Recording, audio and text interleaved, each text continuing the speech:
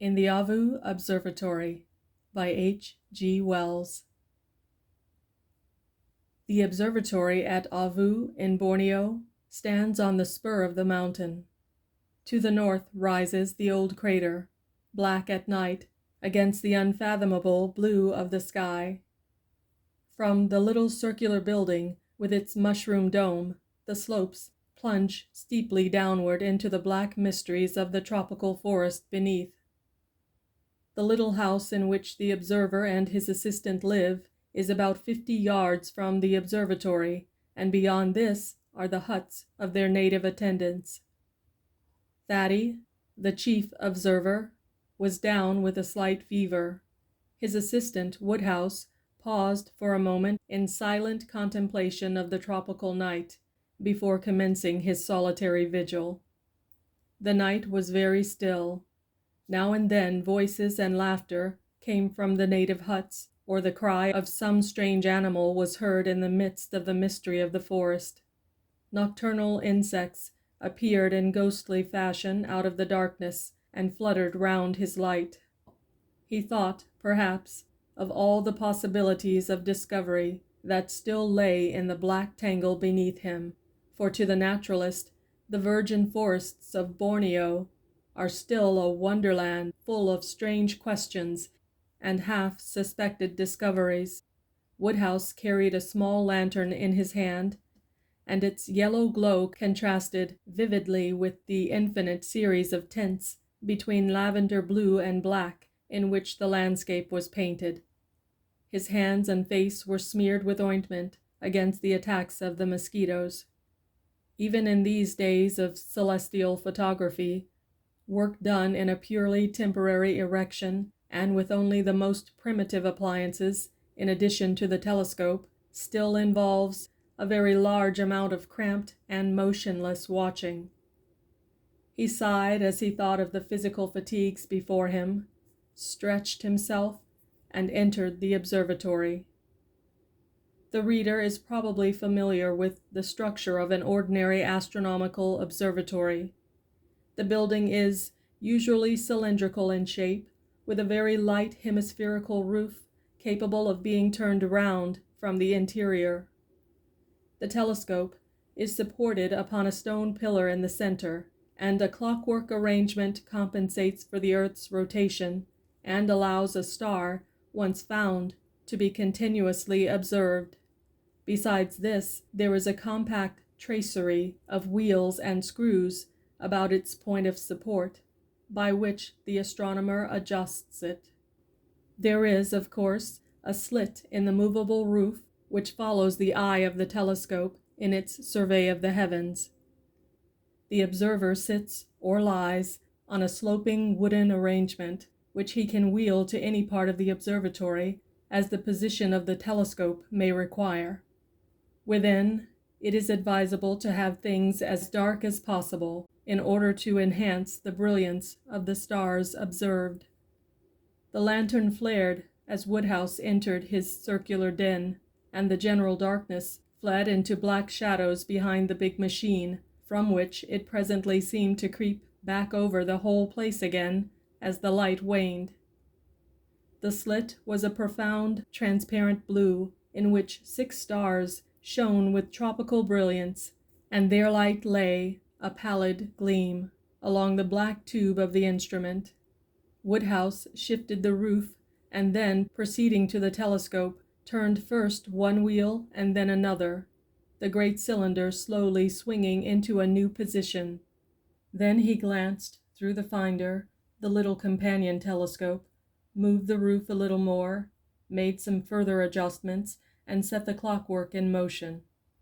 He took off his jacket, for the night was very hot, and pushed into position the uncomfortable seat to which he was condemned for the next 4 hours. Then, with a sigh, he resigned himself to watch upon the mysteries of space. There was no sound now in the observatory, and the lantern waned steadily. Outside there was the occasional cry of some animal in alarm or pain, or calling to its mate, and the intermittent sounds of the Malay and Dyak servants. Presently One of the men began a queer chanting song, in which the others joined at intervals. After this, it would seem that they had turned in for the night, for no further sound came from their direction, and the whispering stillness became more and more profound. The clockwork ticked steadily. The shrill hum of a mosquito explored the place and grew shriller in indignation at Woodhouse's ointment. Then the lantern went out, and all the observatory was black. Woodhouse shifted his position presently, when the slow movement of the telescope had carried it beyond the limits of his comfort. He was watching a little group of stars in the Milky Way, in one of which his chief had seen or fancied a remarkable color variability. It was not a part of the regular work for which the establishment existed, and for that reason perhaps Woodhouse was deeply interested. He must have forgotten things terrestrial. All his attention was concentrated upon the great blue circle of the telescope field, a circle powdered, so it seemed, with an innumerable multitude of stars, and all luminous against the blackness of its setting. As he watched, he seemed to himself to become incorporeal, as if he too were floating in the ether of space. Infinitely remote was the faint red spot he was observing. Suddenly the stars were blotted out, a flash of blackness passed, and they were visible again. "Queer," said Woodhouse. "Must have been a bird." The thing happened again, and immediately after, the great tube shivered as though it had been struck.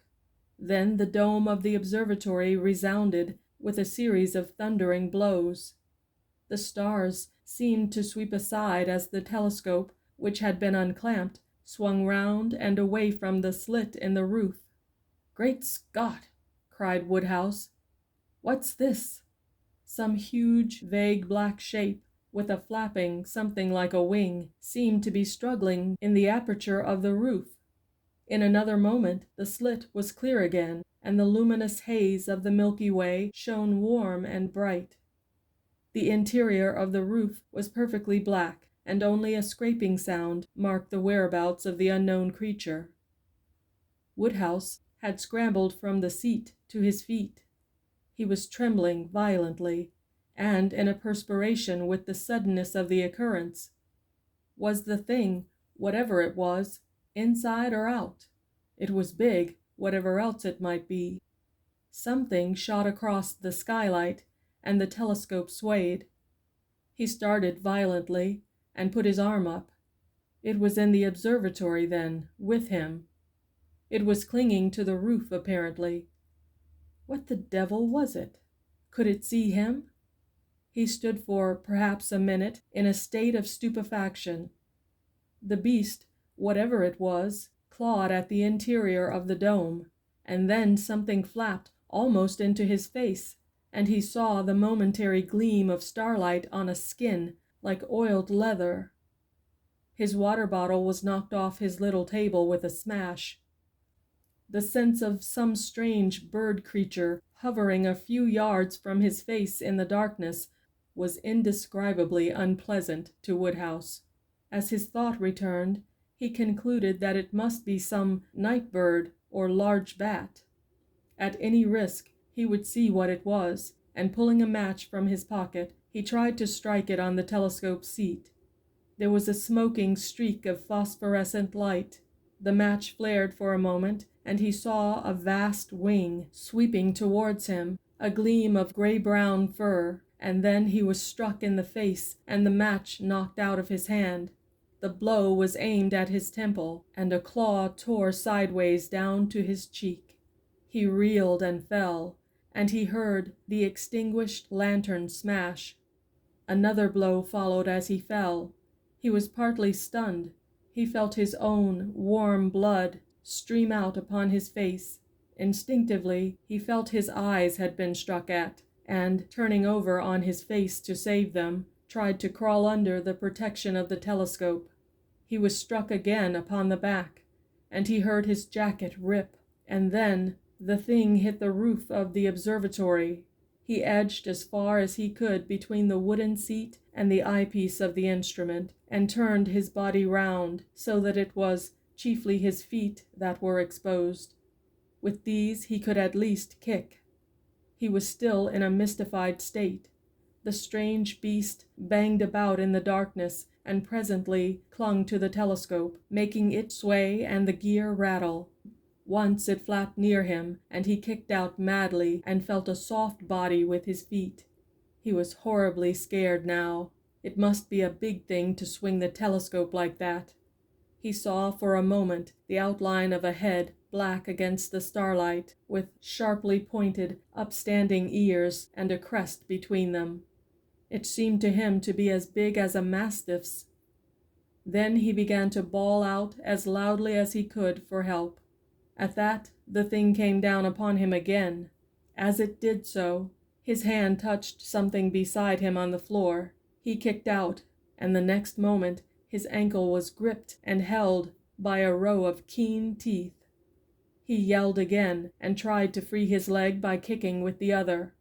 Then he realized he had the broken water bottle at his hand, and, snatching it, he struggled into a sitting posture, and feeling in the darkness towards his foot, gripped a velvety ear, like the ear of a big cat. He had seized the water bottle by its neck and brought it down with a shivering crash upon the head of the strange beast.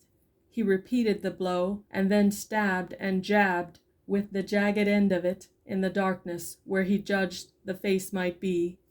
The small teeth relaxed their hold, and at once Woodhouse pulled his leg free and kicked hard. He felt the sickening feel of fur and bone giving under his boot. There was a tearing bite at his arm, and he struck over it at the face as he judged, and hit damp fur. There was a pause. Then he heard the sound of claws and the dragging of a heavy body away from him over the observatory floor. Then there was silence, broken only by his own sobbing breathing and a sound like licking. Everything was black, except the parallelogram of the blue skylight, with the luminous dust of stars, against which the end of the telescope now appeared in silhouette. He waited, as it seemed, an interminable time. Was the thing coming on again? He felt in his trouser pocket for some matches, and found one remaining.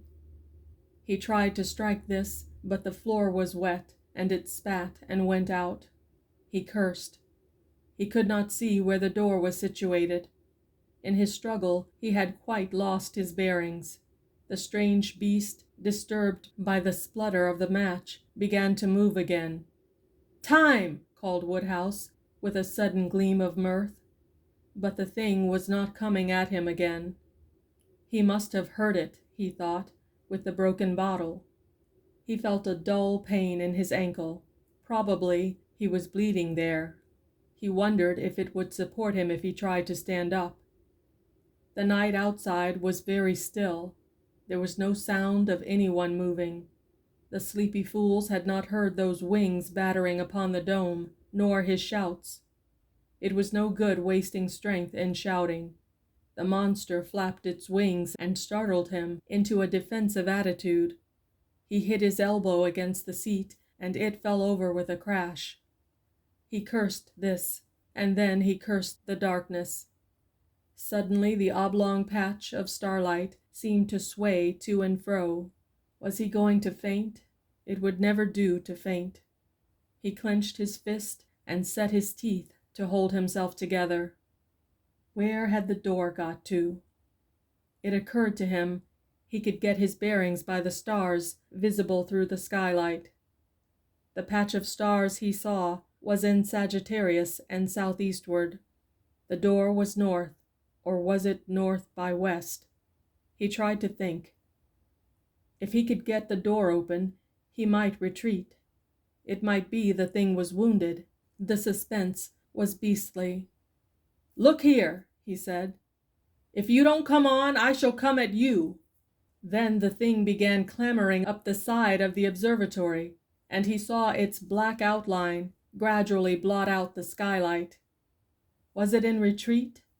He forgot about the door and watched as the dome shifted and creaked. Somehow he did not feel very frightened or excited now. He felt a curious, sinking sensation inside of him.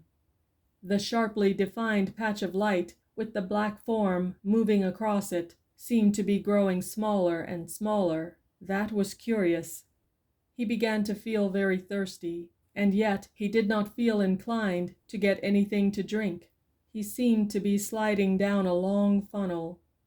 He felt a burning sensation in his throat, and then he perceived it was broad daylight, and that one of the Dyak servants was looking at him with a curious expression.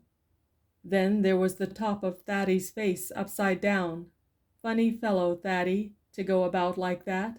Then he grasped the situation better, and perceived that his head was on Thaddeus' knee, and Thaddy was giving him brandy.